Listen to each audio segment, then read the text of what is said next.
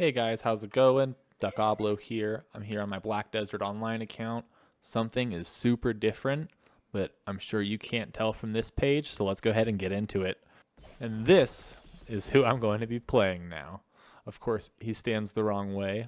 So I actually ended up deciding to make a ninja, an additional seasonal character, just so I can unlock the Kaposha accessories and help my shy out. But going through the leveling process and doing a little bit of grinding in the main story, I actually found I preferred combat on this class. So I ended up trying it out for a good couple hours, finishing off the season, and even trying out a couple grinds at like Blood Wolves to see how it would be, and like learning more and more about the combo system on Ninja. As you can see, I finally have some skills set up on my screen so I can really start working on my movement tech and making sure I have the right skills going on.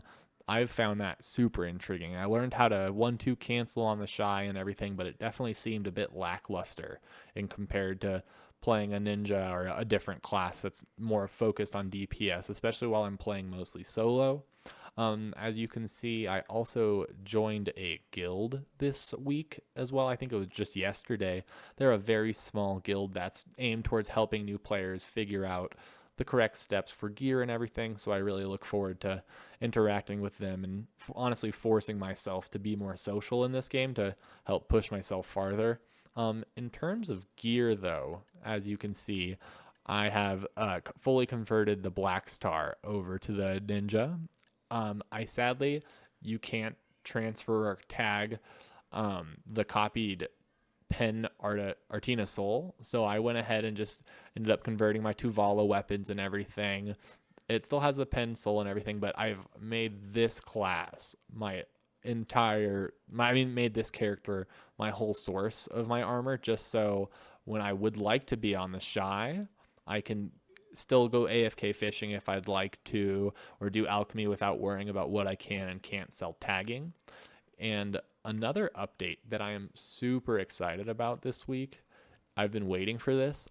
I finally was able to have this sell in my Dungeons and Dragons game. I was playing it like 4 hours before I recorded this video, and this finally completed. So this week, I'm going to be trying to figure out setting up my AFK horse training with my alt and letting you know about the update. And see, I'm not expecting a bunch of income or what to expect out of it, especially as I'm learning to do it the most optimal way possible. And like I said in the previous video, I'll probably be doing like half of the horse selling instantly and half of the other one saving, like Blue Squadron mentioned, just waiting for another horse event to get the double rewards for that. In terms of my account as a whole, I am a bit bummed. I was about to wrap up Land of Morning Light on my shy. I think I had like 5 more.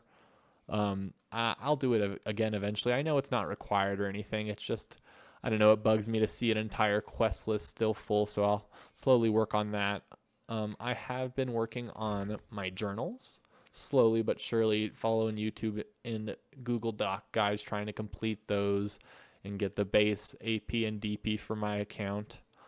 Other than that, it's been pretty normal. I'm considering new grind spots here and there, so um, the guild boss actually recommended that I start trying out trees if I want to start making some silver here and there. So I've done it for about 2 hours so far, and I'm able to solo it, and it's actually like a really nice pace for the season character graduation because it forces you to know what skills you're using, especially with ninja. I don't know how this translates to other classes. I never was able to grind it on shy or try, but it really forces you to save your healing save your healing cooldowns and all the other spells to make sure you're using correctly. So I like that for learning my combos and whatnot. Other than that, let's see, what else can I go through? In terms of fairy, I think right now I just have a brilliant one. I am just continuously saving up my petals so I can roll for the tier 5, I believe, or tier 4 it is maybe. I finally started doing my Garmoth kills. I don't have any I do have the weekly, but I've only opened about 4 or 5 of them, and obviously haven't gotten a Garmarth heart yet. A lot of people in my chat were jokingly saying I'm going to get it on my first one. Another recommendation made to me was to start grinding instead of doing Blood Wolves in the other two spots, to just do Polly's Forest and grind it all with a Atnus element, I believe. If you could let me know if that's a something that you would recommend people do instead of grinding the main spots. The reasoning was apparently these drops are a bit better than like the base ones, like let's say at Blood Wolves. Let's see if I can, yeah. So like let's say the base ones are a bit better than these pity pieces, so you collect them faster. And these drop chances are so rare that it's just going to generally be faster to do it Polys, is what I've been told. If you know about anything like that, I think I am going to switch over to Polys for the next week and time out my hours there to see how much of the pity pieces I got. I am already at 38, I believe, Blood Oaths, so I'm just slowly trudging through that grind. I'm sort of just mixing my journals, no longer doing Land of Morning Light on my Shy, and doing the Blood Wolf grind right now. I do want to start mixing in tree grinds here and there to see if I can get more silver income and see what it would be better to start saving up for gear wise. I think I do want to go for a long time the route of just purchasing the upgraded gear instead of trying to enhance it before I fully understand the system.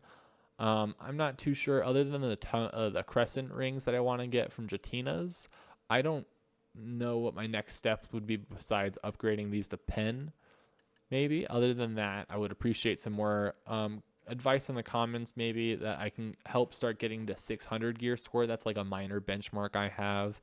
61 is another benchmark, but I figured that'll be sort of passive as I level this person. I did all of the 60 leveling through Chenga, the Chenga questing, and I really like that. It took me like less than a day overall, but apparently right now with the 1000% XP, it's totally worth it for grinding. So I'm sort of weighing my options and seeing what would be better for me to do. Alrighty, so a quick little recap of my goals for this week and obviously on, but just trying to keep it short and do a little check-in here and there so I can make sure I am progressing the way I want. And it is not optimal, because never once do I want to say I'm trying to be the most optimal in my gameplay, but most enjoyable for me in a sense. So far my plans for this week is work towards the end of the adventure journals, figure out what grinding spot I prefer between the polys for the pity pieces or going to the actual spots and trying to collect the pity pieces while going for the main piece. And I also want to figure out how to achieve my 600 gear score benchmark, not necessarily push towards it aggressively or anything, but just have a goal in mind so I can understand what I need to work for. Well, thank you so much for checking out the video.